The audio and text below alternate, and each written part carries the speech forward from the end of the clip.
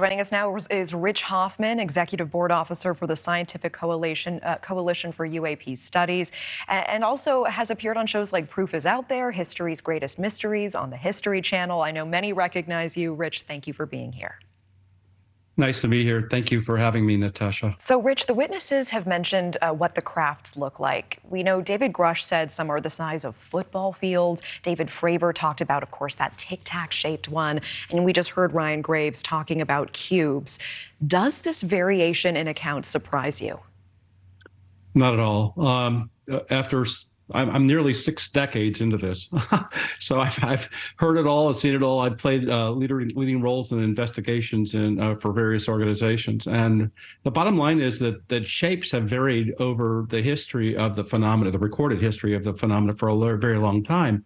And you have a situation where you've got everything from, like you might have heard of flying saucers or disc-shaped objects back in the 50s to, the fact that you have triangles and various other shapes all throughout reported history. So it doesn't surprise me that you'd have anything like a cube and a sphere or a tic-tac shaped object. We've had things like dumbbell shaped objects. We've had mostly spheres and a whole variety of things. So it's quite common.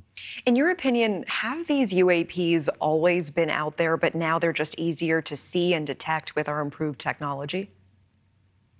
Well, people have been reporting them for a very, very long time, and pilots have been reporting them for a long time. They've been picked up on radar all throughout history.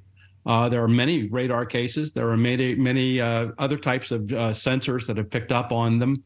Our sensors today have evolved to the point where they're much more capable than if you think about the traditional radar going around in a circle. You might have seen those radar screens in the days that they are. Now we got things like phased radar, and we have various other kinds of sensor technologies that allow us to detect these things, and especially on $1 million, billion-dollar aircraft.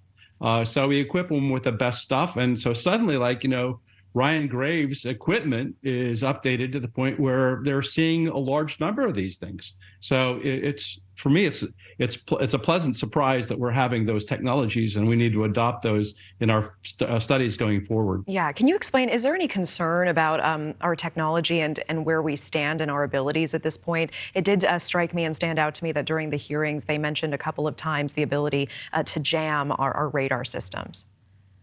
Sure. Let me clarify that we've had many cases where the objects have actually jammed navigation systems, missile launch systems on our aircraft. They've been detected in deep space satellites coming into our atmosphere. There's a whole host of these types of things that have been reported.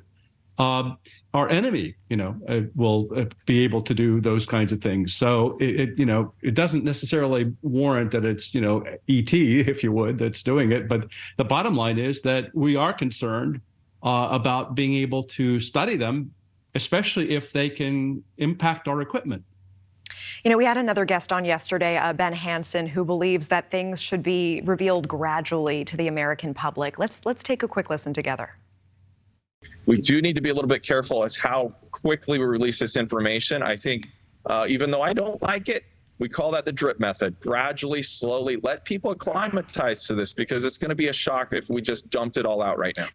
Okay, so this prompted quite a reaction from our viewers on social media and NewsNation's YouTube as well. Do you agree with him? Do you think that there could be just mass hysteria if all of the bombshells, all the information the government has is revealed at once? This has been dripped over the years. In 2017, the government announced the fact that they exist. Did we have anybody jumping out of buildings or going crazy at that point? No.